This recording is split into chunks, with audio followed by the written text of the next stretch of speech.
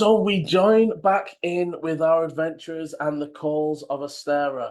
After last week, our group had headed down to see the initial beginning announcements of the festival and meet with Madame Oracle. After a chilling meeting in which at first Volu was offered the chance to murder those that had wronged him, and then afterwards they were offered a job to push a member of one of the sorry to push a racer who was taking part in the Doomhakré, Barter, off his vehicle during the second leg of the race down in the crevasse, or even better, make the lead car crash down there, the sandstorm, I believe it was. With a final chilling threat and murdering the people offered to Volu anyway, the group were left to ponder their choices with that one. We, however, now join them on the second day of the festival as Volu prepares to take part in the few-hour-long weaving contest in which he will on stage weave a grand tapestry. The other Dante and Eleni in the market looking for some things themselves, and Ichi at the moment away looking at the racetrack and seeing what can be done for that in the meantime. So, Volu, as things are sort of prepping, you can see people are starting to gather. Eleni and Dante, you would hear them calling out. So the glass blowing contest started first, so you can sort of hear the shouts and the calls from the other side. It's so glass. If you imagine, weaving is the one nearest the market. Glass blowing is round on the north side, and then you've got stone cutting in the middle. In between each of them are different stalls and different things that you can do. Eleni and Dante, from having had a bit of a wander around, obviously Dante, you were able to secure maybe where you bought some gunpowder and secured maybe where you could get some more.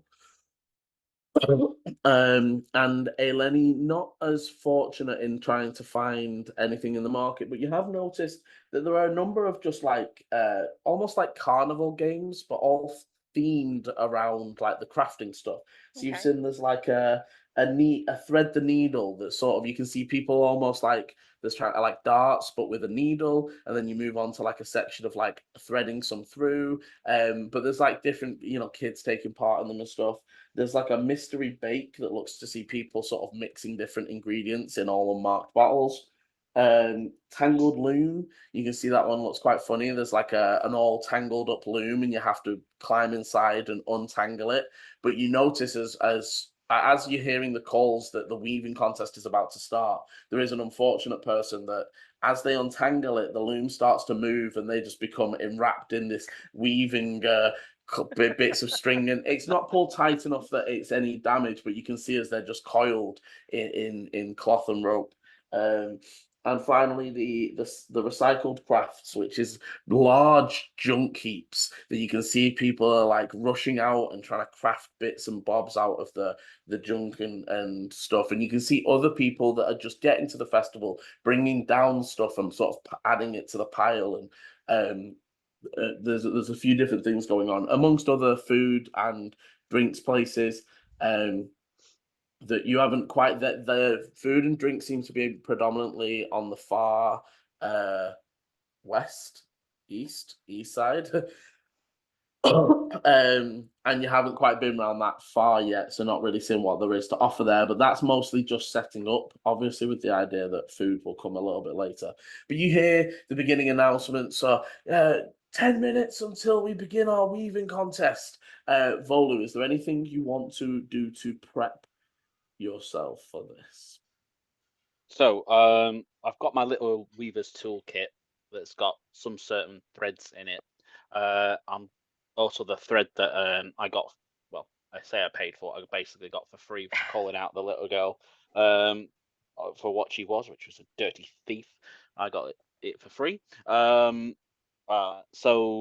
I'd start taking those out and prepping them, and I've already investigated the yeah, so it's quite brittle and easy to poke through. Yeah, so Yeah, yeah. basically, if it will easily rip and tear, but Mhm, as you have discovered that in your investigation, mhm, you will negate the disadvantage that mhm. initially provides. Yeah, so I'll be just prepping my sticks to make sure the extra like lu guess lubricated to make sure that they don't cause any tears. Okay, okay. You can see the others sort of prepping themselves. Um, Gertrude seems to just sort of be going through her threads, sort of like you and setting things out. You see the younger of the contestants that seem quite nervous this whole time. Drinks a potion, and sort of settles into themselves. And you can see that the gnome is sort of doing some finishing touches on the arms as they're. You can see that the top two arms have needles attached and the bottom two arms are sort of spooling threads, and it's almost like an auto reloader. So she's now right now loading like 7 spools into a long arm that will like up to the next one as she needs them. Um, as the announcement has been made, the presenter will come off and say, "Okay, so we are going to call each of your names. You come out. We will show your showpiece. You can say a few words about it. Um, then once you are all out on stage, we will announce the beginning, and we will begin." So Eleni and Dante, what in this sort of last 5-10 minutes, you sort of hearing that people are starting to move towards the Weavers contest.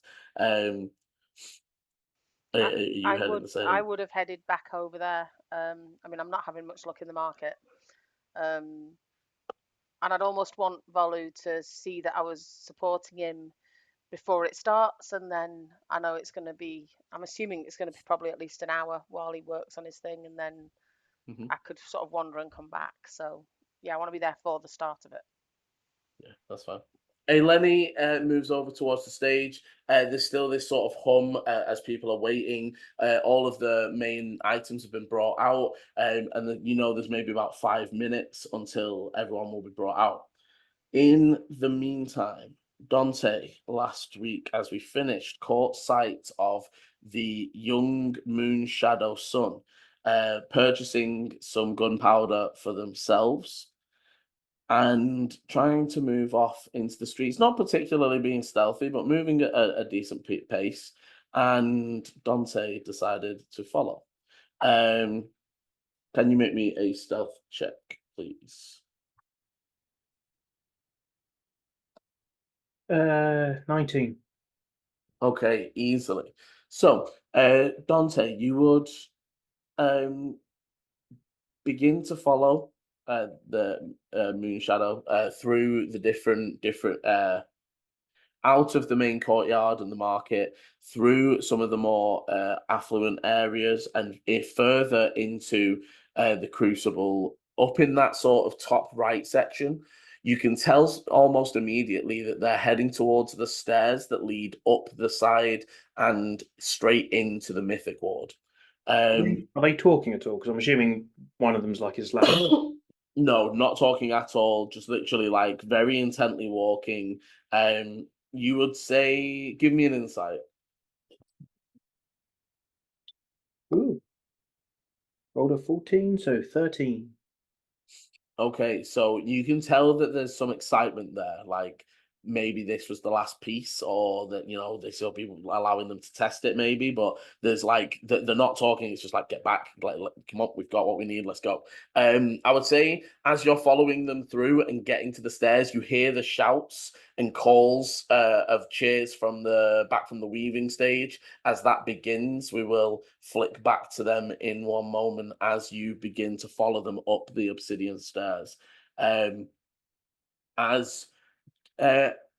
It's not too hard for you. You're able to follow them up the stairs, and with the way the stairs are made, it's almost like you can look at parts and look upwards and still see that they're still climbing. And again, they're not really paying any attention in your direction. You follow them for another maybe 15 minutes. They make their way. Sorry, go on. Can I do a perception check to see if anybody else is watching them or if anybody's looking at me? Yes, you can. You follow them up onto the Mythic Ward shelf and down a series of back alleys through. You can tell that this is like student living. They're very small houses, all stacked on top of each other.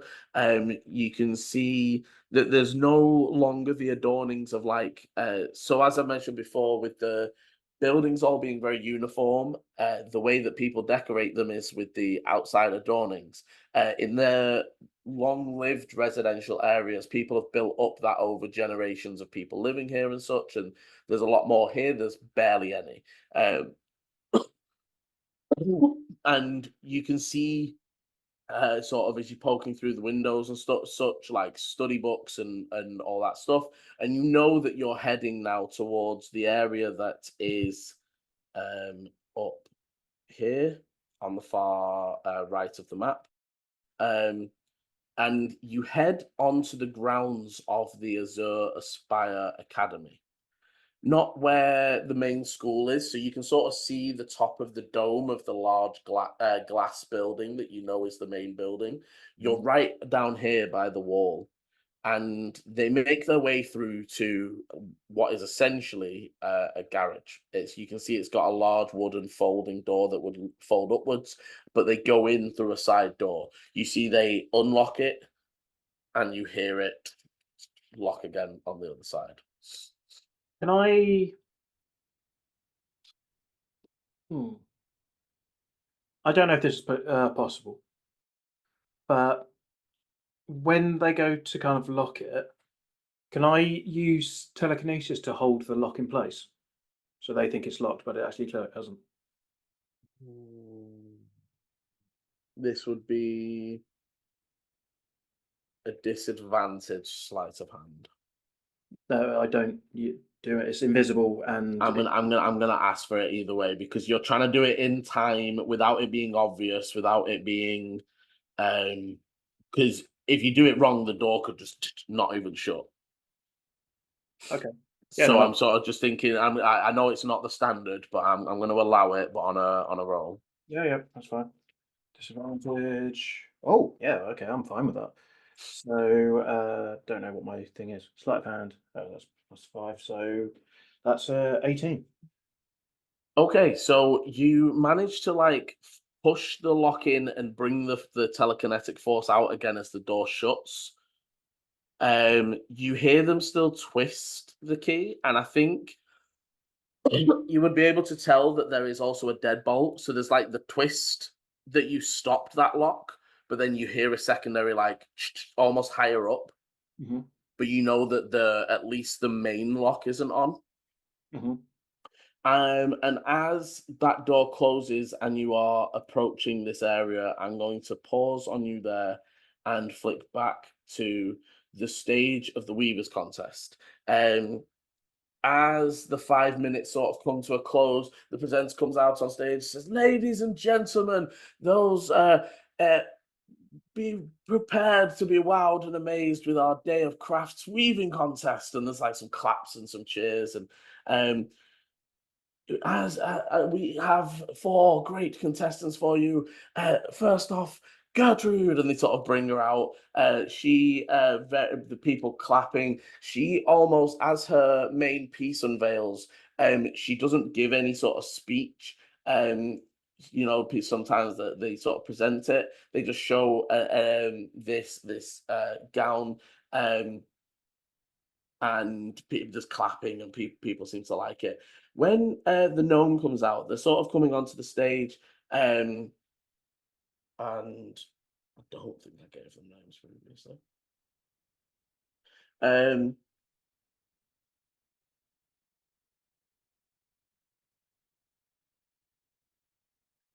So the announcer says for the gnome, the next one with her mechanical contraption, Dintra, Dintra.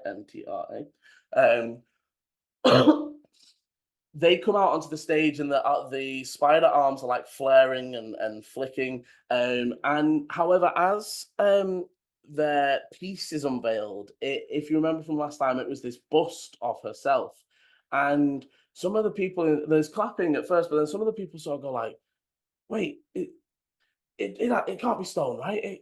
And the Dintra holds up the hand and says, "Do not worry, my friends. It looks like stone, but it's..." And as she like grabs the head of it, it all unfurls. You know, like those weird videos of the busts that made of paper that sort of unfold and refold themselves. They've woven a sort of styled, long string that with interconnecting bits that can extend and contract again, and the spider arms lift it and pull it out larger and twist it and pull it back together, and people then begin clapping and cheering as they present us. And for our next contestant, Clovis. Some people clap. You hear from the back, Dana goes, "Yeah, Clovis."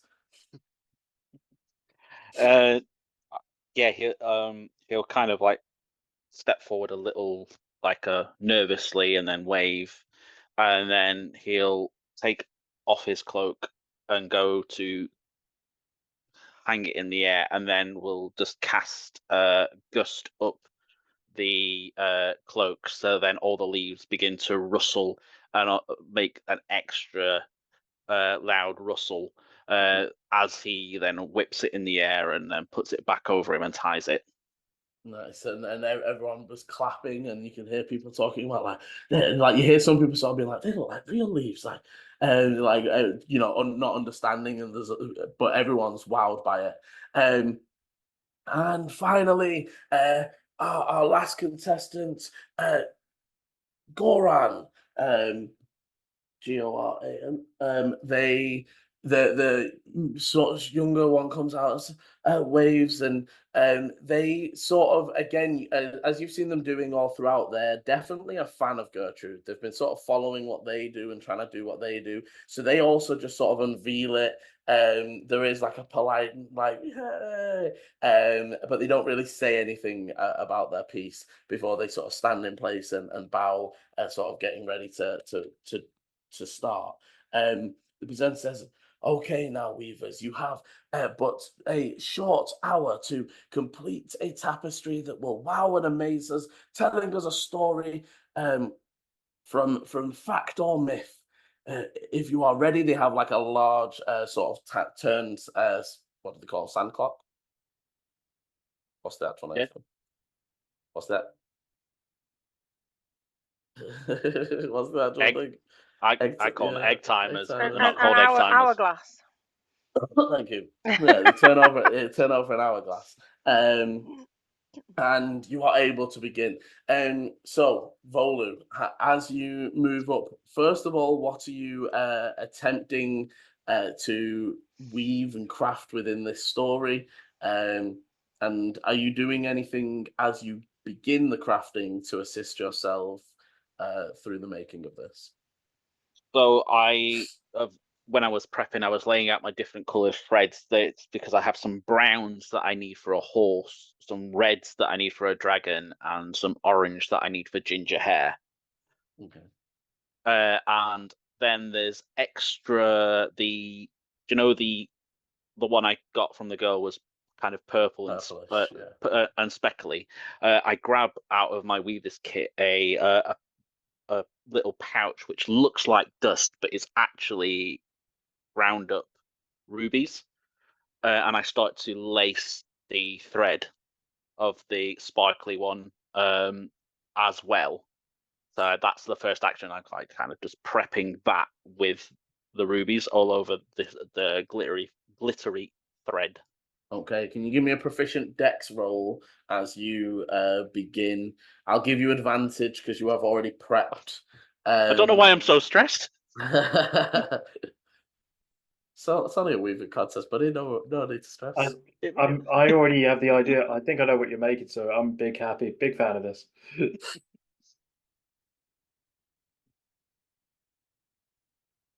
Did you say with proficiency or? Yes, with proficiency. Dirty 20 then.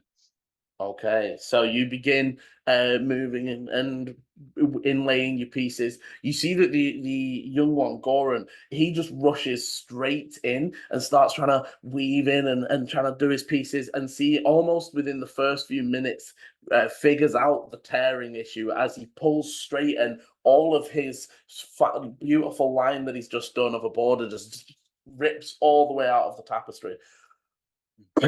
They and you would see that actually they kneel down and they start running a finger over the tapestry, casting mending.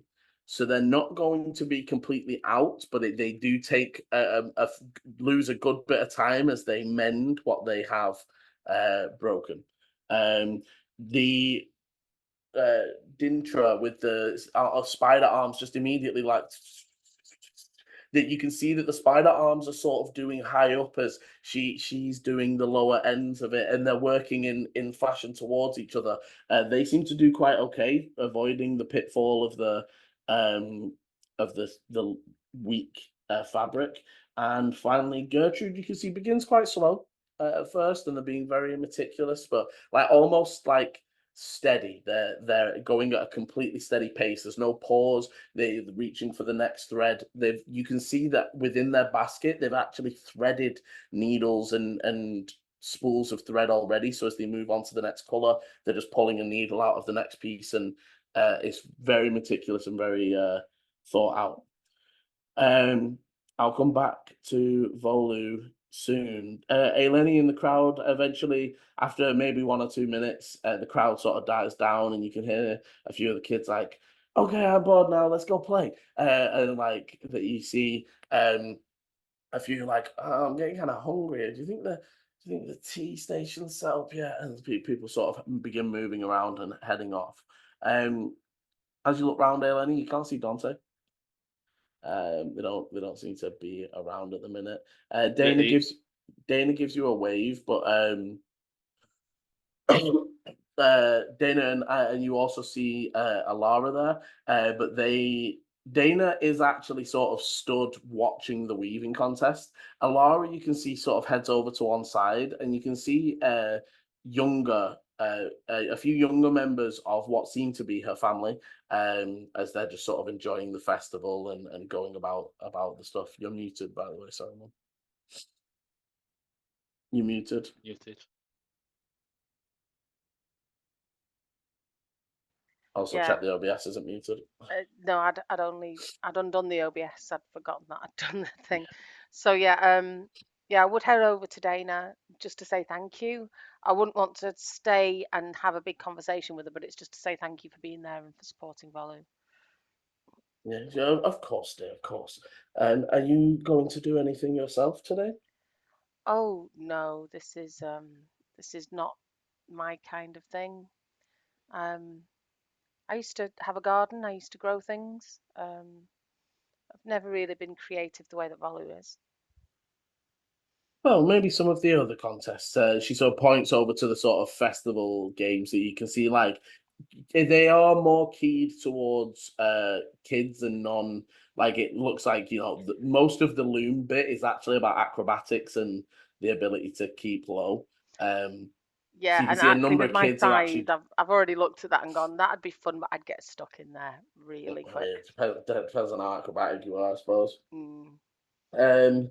But yes, you are sort of free to sort of look around and take a little look as you're sort of thinking. An elderly woman, you see, they might be orc, might be half orc. It's harder to tell in this elderly age. Moves through singing some, like, almost, it seems to be some sort of tribal song, almost like a throat singing style thing, and playing a sitar sort of style instrument as they move through the festival. As she moves through, a group of children sort of join in and follow along. They see, like, almost like they know the hymn, and they just move through the festival, going past the stage. As the scene passes you, what would you like to do? Where would you like to go first? I think I would go and wander and maybe watch some of the people playing games. Like I said, the loom one looks interesting, but I think at 7 foot and with my coat and everything, I think that would just be silly.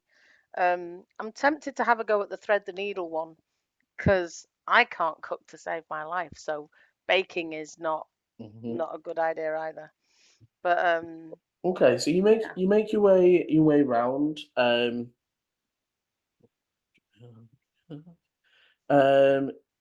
as you're making your way around, you end up passing some of the food stalls. You can see that there's different stands and stalls from different parts of Tuil. There's like broths and brews. There's some that are like sandwiches and such. But you can see that throughout all, there is always a section that is steaming pots of aromatic tea. And it seems like one of the cultural things that's stuck throughout all of the tribes, even the ones from far east Tuil, is the sort of tea that is presented with the foods. And whenever you go up, it's almost the food is to go with the tea rather than the other way around.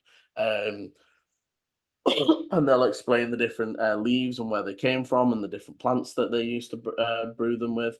You can see that there's an area where children are getting their face and arms painted in classic desert tribal markings, and there are some that are sort of getting painted up as animals or monsters from the desert.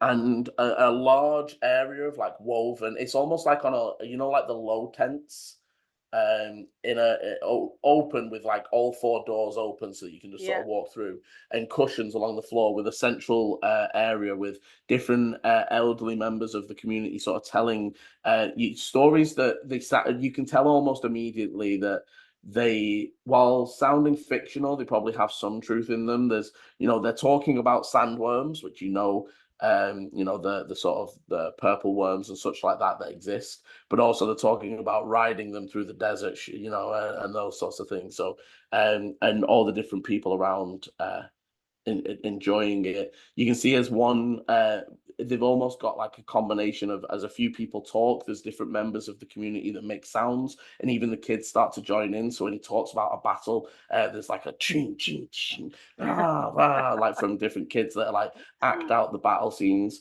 And you can see that for each of the contests, so like I said before, there's thread the needle, mystery bake, tangled loom, and recycled crafts. Taking part at all gets you these like tokens that are almost like food and drink and tokens to spend here. Okay. But there is a mystery prize for the person who can hit the task perfectly, basically, with no failures. You can't see obviously what the mystery prizes are, but yes, as you go and take a look, so you can see that the thread the needle, definitely there's like this throwing needle, there's that, but it's almost like the whole time there is thread attached to whatever you're doing.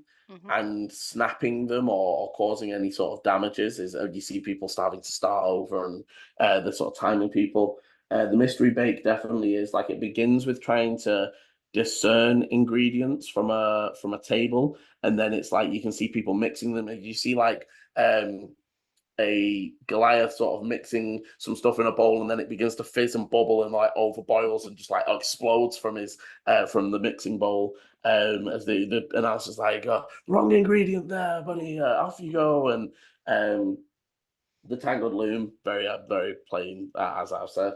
And the recycle crafts, so you can see a lot of different things coming out of that. There's people crafting small things, some people crafting utility, some people crafting like cool, and there's sort of like, there's one set of judges that are giving points in every measure, right? So it's like how useful it is, how cool it looks, how almost resourceful the craft was.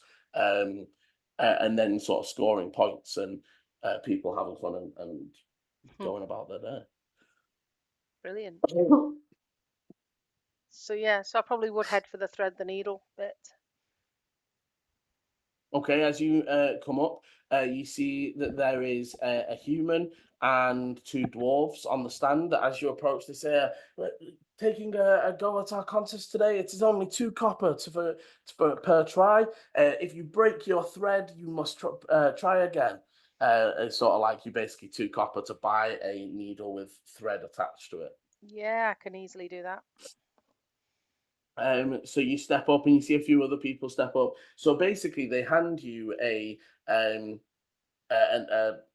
nice needle. It's fairly long, fairly decent size, and through the end it has a decent looking strength-wise piece of thread and a small spool. So it's made you looking at it, you've maybe got 10 to 15 foot of distance. Okay. So it's not a long, and they sort of tell you that if the thread breaks or if the spool runs out, yeah, you have to start again. So the first bit as you go up is, like I said, a throwing. So it's actually like a comically fake large needle that's Right. sort of stuck into the ground, and you have to throw your small needle and thread through the large one and stick it into a target Okay. behind. You can see a few different people going up, and it's the needle itself is made of soft material, so that if you miss, it's not like your needle clinks out; it sticks in, and then you have to go, get it and try again. So first of all, it will be an attack roll. So this is an improvised weapon, and again, you can do any other things you like to enhance this action. Okay. But it will be improvised weapon, so it's non-proficient, but it is Okay. dexterity. So that'd just be a straight +3 then. Yeah. Okay. Sorry, I was trying to work out why I get a +8 on the longbow when I only get a +6 on my dagger. Sorry. Okay, let's just do that.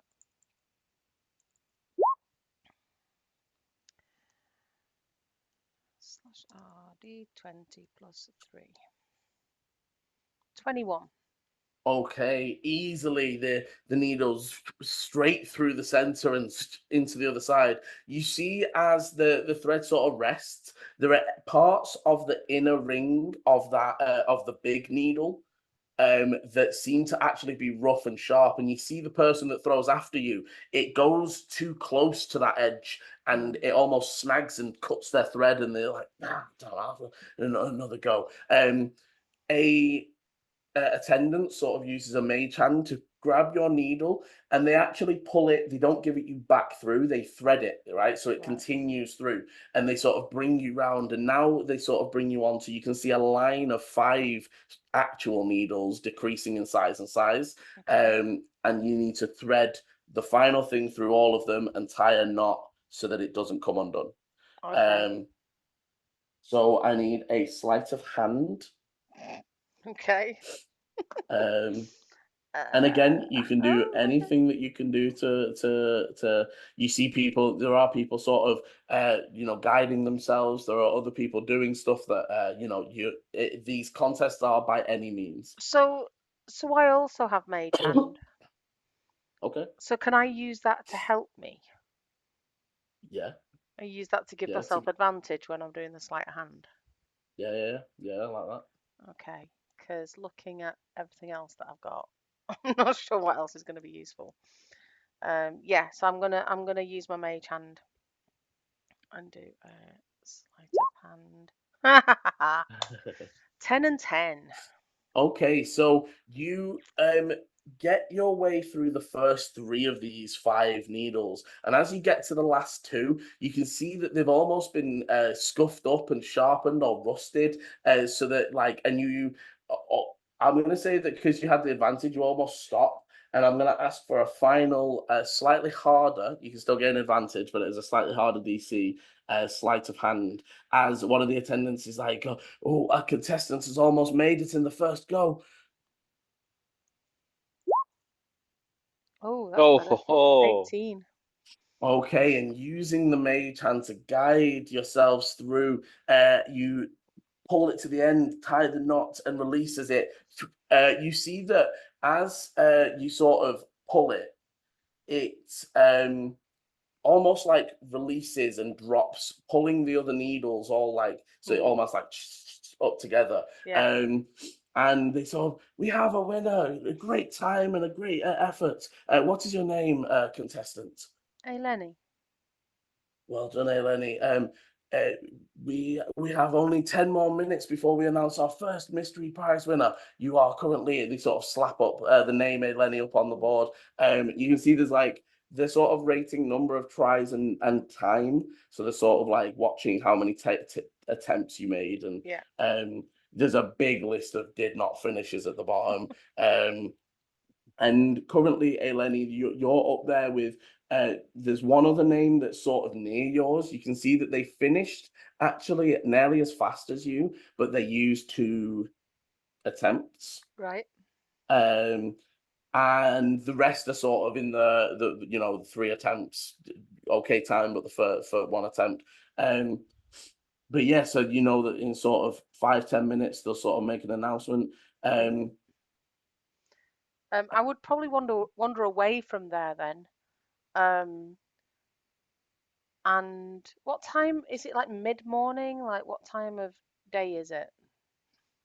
So yeah, It's because still quite it'd be early. maybe like 10, 10:30. It's the glass blowing was set off first, and then onto Okay. the So I'd weaving. maybe go and just get some tea and maybe Okay. try out one of the different teas. I don't really want food as well, or not yet anyway. And then I'd maybe take that tea back and just see where people are up to with the tapestries. Okay, perfect. So what do you think?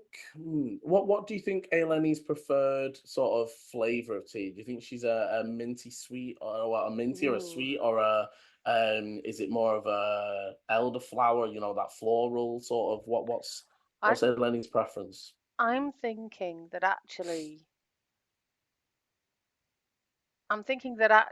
it would be a little bit sweet, maybe like fruity or with honey in Mhm. that kind of Okay. thing. Yeah, you sort of looking around and you're able to find a a stall that is from the far east side of the Uvar, a stall out of Stanasi that Okay. sort of uses a berry that's like a wild mountain berry.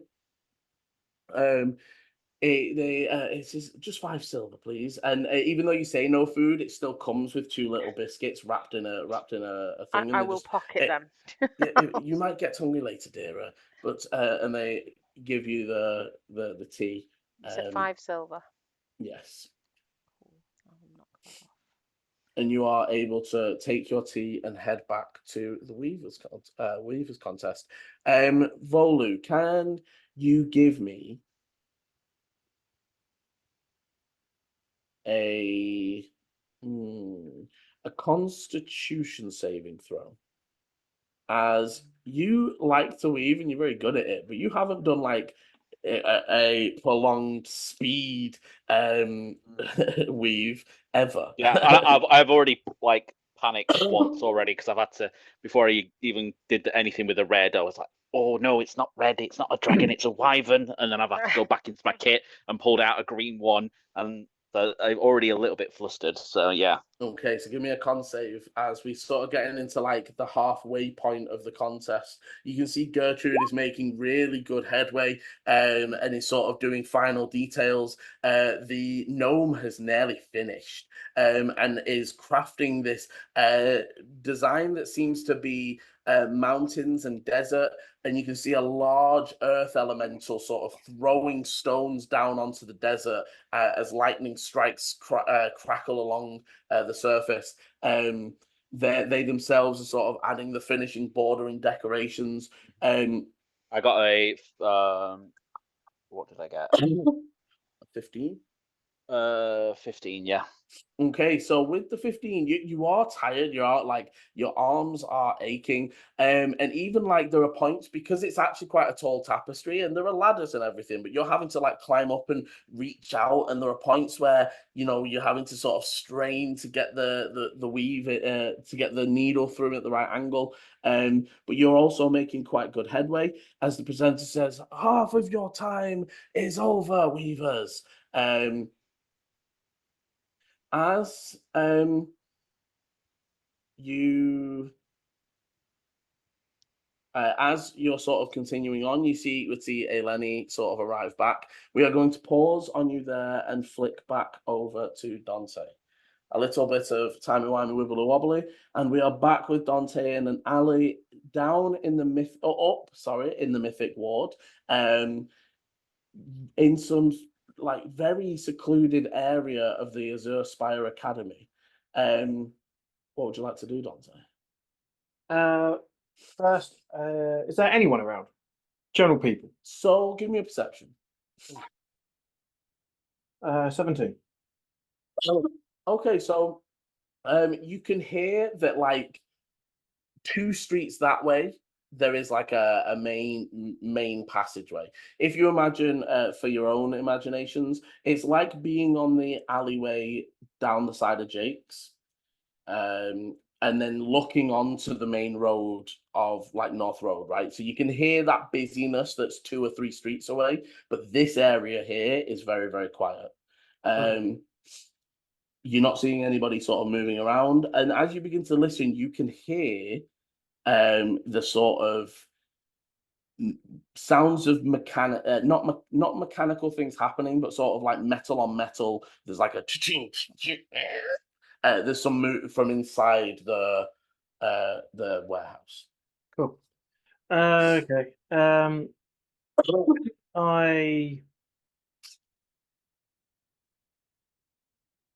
Is it dirty around here? Like No, very, very clean. Well kept. You're making this incredibly difficult. I know. Not intentionally.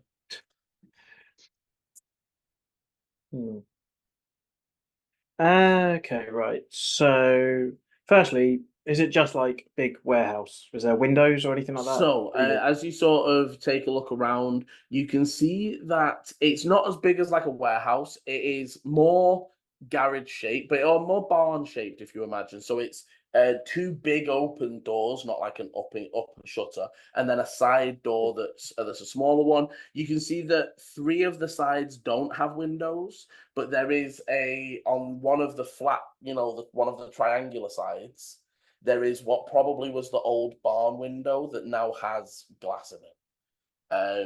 But there's only that one window that views into the place. I'd say that as you come round to that window, you can see shining upwards onto the window the light from inside. Like they have lights inside the garage.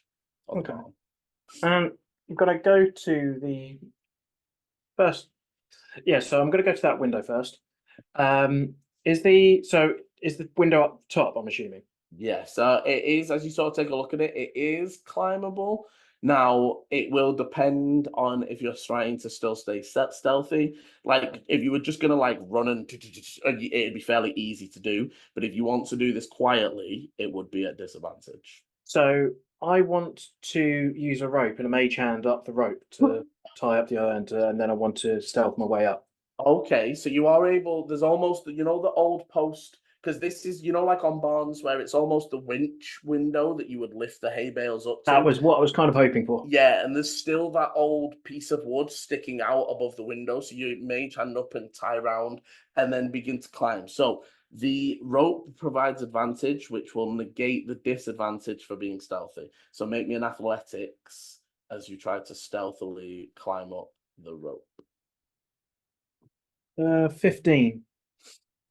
Okay, so it takes you a minute because you're doing it slowly. There are a few times you have to very gently put your foot against the door or the wall to sort of steady yourself, to stop yourself from spinning. But you do manage to make your way up. So I'm going to say that you're still holding the rope and the beam, but you're able to view in to the garage. As you look in, you would see Moonshadow and the gnome currently standing on top of what looks to be like a Aether Stream race car. It looks like very well made. Now, I can't remember if you were around when they talked about the Greywind Aether. I don't think you were. Doesn't ring a bell, but that really doesn't mean anything. I thought But that was brought up by Madame Oracle. Regardless, let's just assume that I don't remember, Yeah. and even from there, let's assume that It was I. Oh no, also, sorry, that was Desert Hopper. No, sorry. no, it was both. So So yeah, Thaddeus so mentioned something wind, and Madame Oracle then said something about grey wind. Yes. yeah, Well, so Oh, yeah. the Sandstorm and the Desert Hopper that are the targets of your job for Madame Oracle are the vehicles who are sponsored by the Grey Wind Aether. You Mhm. might also remember that Madame Oracle mentioned, however, that they're a business out of the far west side of the Xanagaev Desert, and they're basically trying to become the Glass family of the Cinder Smoke. Yep. They did mention that two or three more of the contestants were using Grey Wind vehicles, and as you're looking, so it's almost like this. If you imagine, almost hammerhead shark shaped. Mhm. But yes, if you imagine sort of that hammerhead shark shape, with it sort of being two protruding sides, they look to have wheels. But if you imagine on like a rowing machine, the bit that has all the coiled rope it's like two of them either side of this T junction, and then a long body that sort of comes to a point that has two seats in it. The front seat is lower down, and Dante, from here you'd be able to see the steering wheel, and it what looks to be like the driver's seat, and then a seat that's further up and behind.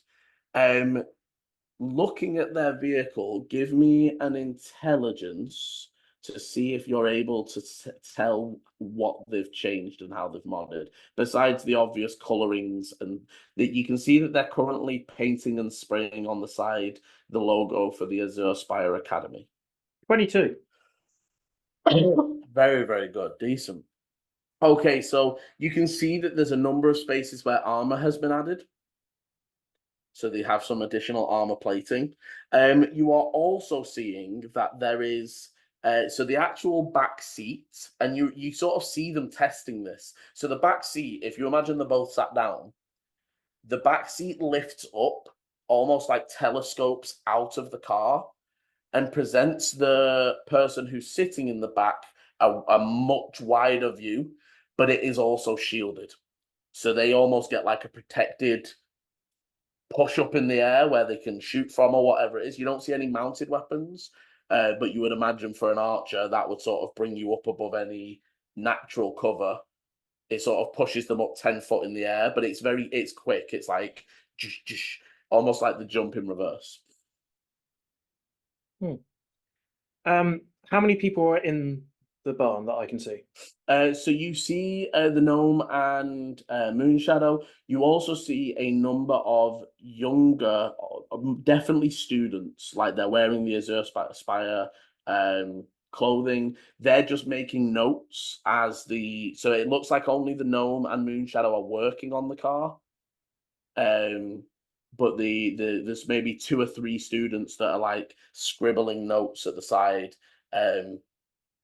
Are there any other rooms that I can see? Like, Nope, just one big room. just one big room. Cool. Down looking at the door where I could tell that them deadbolt it.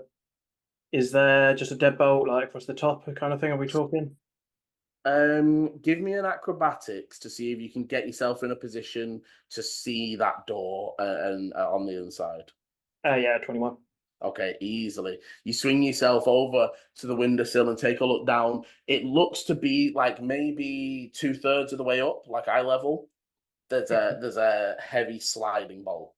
Okay. Well, firstly, I'll just open that, just unlock it. Like Okay. telekinetic kind of thing. As you flick it, the gnome flicks up. It's like, guys, stop.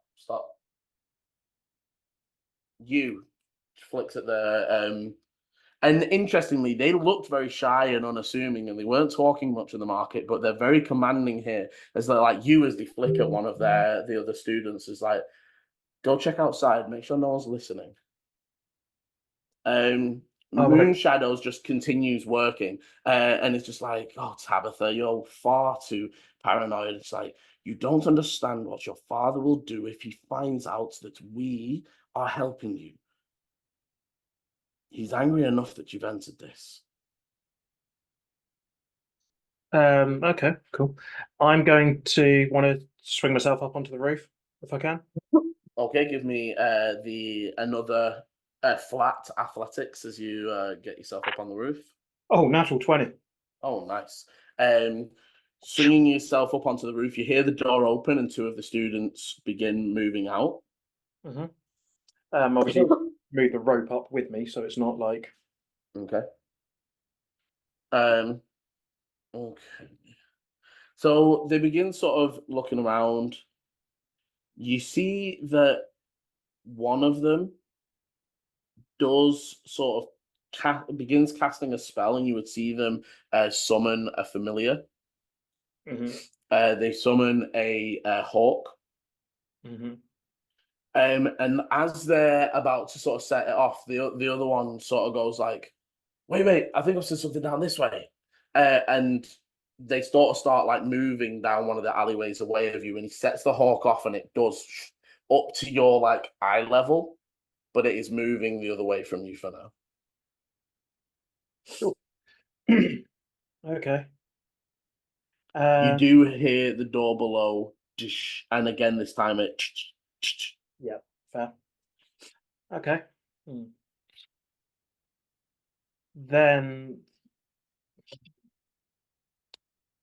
I want to kind of just swing back around just so I've got a view again.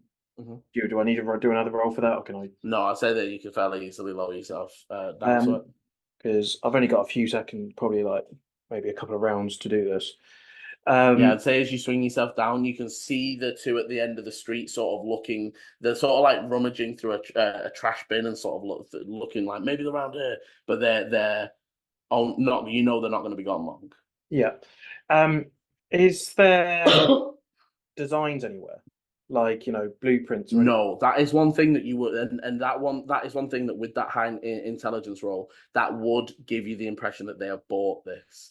They have not built this at all. There's no designs. There's not even when you went to Arian's Arcana and you saw those flat beds that are used for repairing the Aether Stream vehicles, you're not seeing any of the mechanics that would be required to fix or repair this. That I would say it confirms for you that this is bought, and then they have modded. They're literally just modding like color scheme, painting, tagging. It's What's the then going to just give you a very list of different questions here, so apologies. One, where can I see their engine, or say like where the engine is? Two, can I see the so I'll just give you a list and then you can just answer, or do you want me doing one at a time? Yeah, no, go on, run some off. Do I see where the kegs of the gunpowder are, / where they put it in to like load it? And can I see any particular way of potentially? So I don't really see how, but because how far away is the race? It's 2 days. It's day after tomorrow, isn't it? Yeah. Wait, so today is Crafts Day, second day of the festival. You've got Food Day, Arts Day. So 3 days. Okay. 3 days away. Cool. So, and it comes out, so I don't want them to. They'll probably find if I try to sabotage anything right now.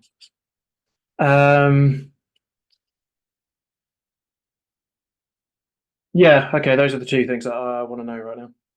Okay, so if you take a little look in the messenger, I've sent through Sam's rough concept art for this is the Greywind model. So the ones that are self-made do not look this well put together. But if you imagine this is the family that are trying to become like the glass family of Cinder Smokes. This is the basic idea and the basic model. So the smoke pours out of the two-wheel looking things on the side, through a number of exhausts. The engine is where you would imagine a car engine. So it's like that sort of central front bonnet section. you would see that the actual gunpowder reloader actually seems to be on the like in between the feet of the driver. And you would be thinking it's like the best placement on this vehicle, as that is the most protected spot. What else did you ask? Sorry. Where the current kegs are. Like they just brought a couple of kegs. You would the reason you're able to find out that it's down there is you see them loading it up. Are they like loading it up from the driver's seat then? Are they? Or are they Yeah, Moonshadow gets in the driver's seat, and then you see sort of like if you imagine the plate under the driving wheel, he pulls that down, and it's a chute that he then puts the horn to, and he fills it that way. Is there any way that I'm going to answer? I assume this answer is no, but can I? Firstly, with Mage Hand, do I always need to see what I'm doing with it? I believe so, or I'd probably make it a see if it says so you can see. If not, I would be saying it's disadvantage for blind trying to do stuff. But yeah, I'll have a look in a minute.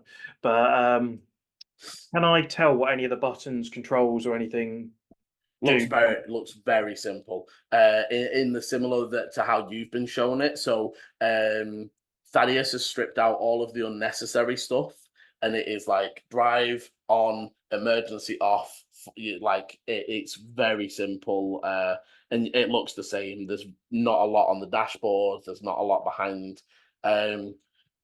You would be able to note that it looks like the person in the back is the one that activates they have a lever. But the driver seems to be completely focused on the driver. There's no other buttons or levers for weaponry, trap or drops or anything like that. Doesn't look like it. Okay. Final thing again, I don't expect really to. Can I see any points where, as I'm looking from above and looking down, could I potentially see maybe weaker areas of the car, like maybe because they put something here that's actually kind of exposed this bit over here, or so. Give me a perception, and I would say as you're doing this, you can hear the footsteps coming back towards you. 14. Okay, so not massively. I'd say that you looking maybe the exhaust. You're thinking that like hitting the front bonnet, if you can damage, you would see that sort of as you're sort of finishing up and climbing away, they're opening the bonnet to look at the engine bit, and if you can get that front plate off, then the full engine is exposed. Right. But other than that, cool. Then I'm just gonna slide myself down, and then make myself kind of like scarce hide somewhere because I know they've got like a familiar having a butcher as well. Okay, give me a new stealth check as 6, so 14. Okay, so you duck into a side alley, and you hear them sort of coming back.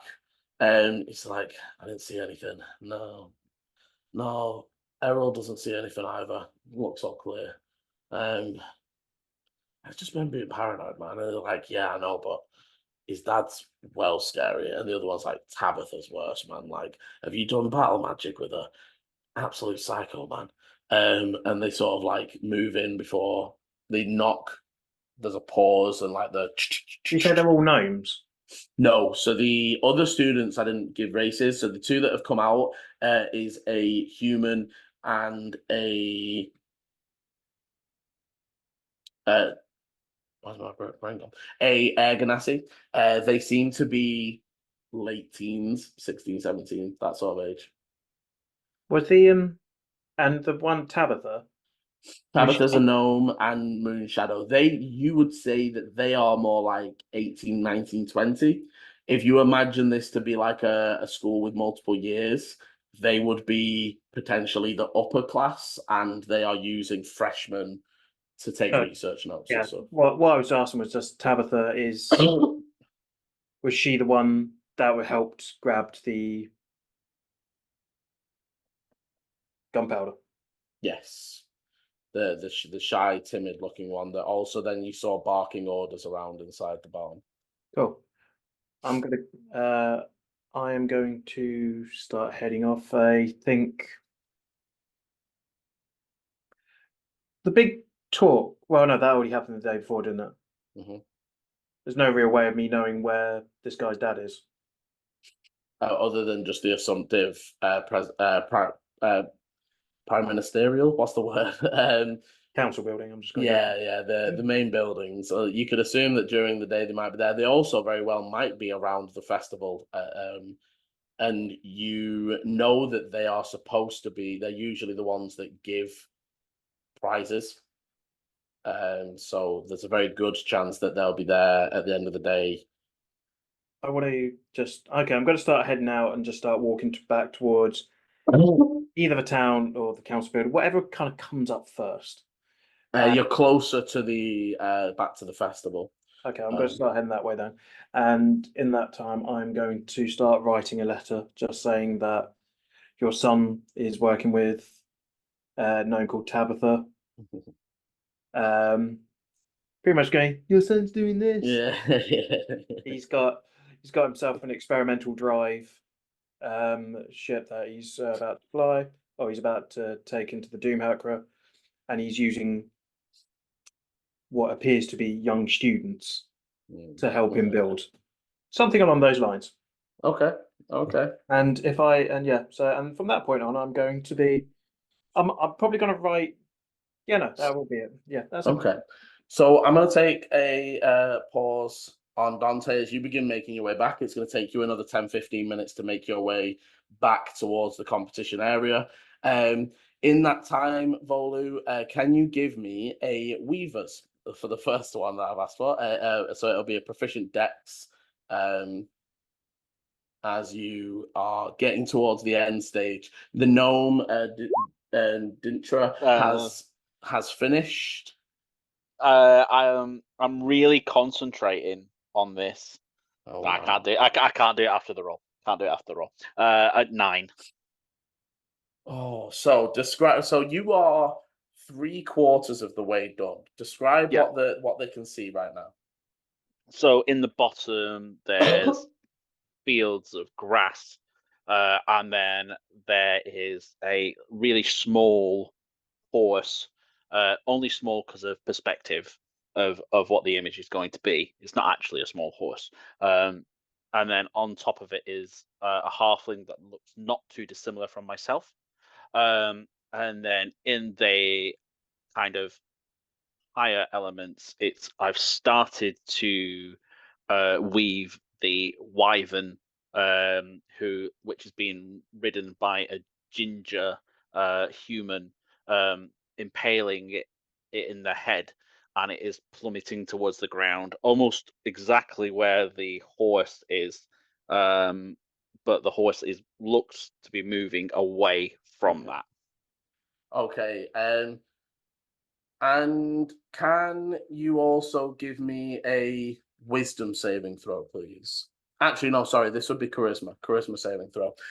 So Eleni, you come up, you've been here now maybe 10-15 minutes. People are starting to gather again as they were sort of last 10 minutes in the contest. And you can see that the gnome has completely finished and is almost just like bowing to people, and sort of they take a seat quietly and they're sort of letting everyone else finish. Gertrude is coming to the final finishing pieces. The young crafter is not doing so well, and almost you can see, even though they are using mending, you can see some of the scratches and tears where they've tried to mend it, but there's not enough material to return as they're trying to craft and finish their piece on time. Volu, as you're stitching one of the the purple, I assume for because So that is going to be the scarring on Dante, which at the time was pulsating and almost on fire. So you are currently up on the top of the ladder, sort of stitching the final bits of. You've got that outer line, and that you're stitching the final pieces. There is like a pulse, and you feel this wave of energy come over you. And almost like, like that moment when you realize how tired you are. And you, whoa, it felt really weird then. Almost like you were, the last time you felt like this is on a day when you fully tapped yourself of magic. It's like that exhaustion you get when you're not physically tired, but you're magically tired. And as this wave comes over you, you slip from your ladder and pull a large stretch and scratch. It is down the wing of the wyvern, and as you're sort of looking, it's not too much to mend. If you know the spell mending, it looks like it'd be possible to stitch that back together. As you're thinking this, you hear behind you, and Eleni, you're sort of looking at this like, oh, damn. All of a sudden, people around you start going, "What's happening? Oh my gosh!" And you look over, and there's Gertrude is clutching at her chest, and she's like, and she falls to the floor and starts spasming and twitching.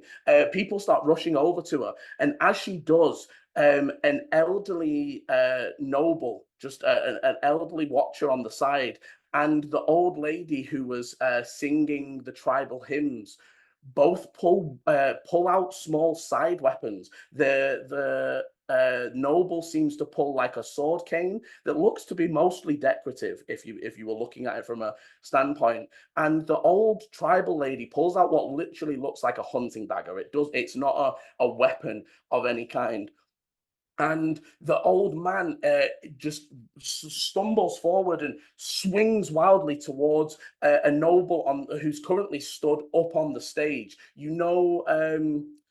Volu, you don't know them. Eleni, you and the others, you sort of see one of them says, Elminster Estaff. It's Elminster Estaff, the eldest member of the Estaff family. Each you would have told you about them as the Workers' Guild members. And as that all unfolds, we are going to take a small break there. And that's for our little end of part one, is a nice little moment to pause. Bloody hell. Thank you for watching and following so far. If you like the story so far, hit the like and subscribe button so you know when the videos are coming out. And as always, roll well. This is the end of part one. Part two airs Sunday 7 PM GMT, or will be linked in the top right of your screen now. Thank you for watching, and roll well.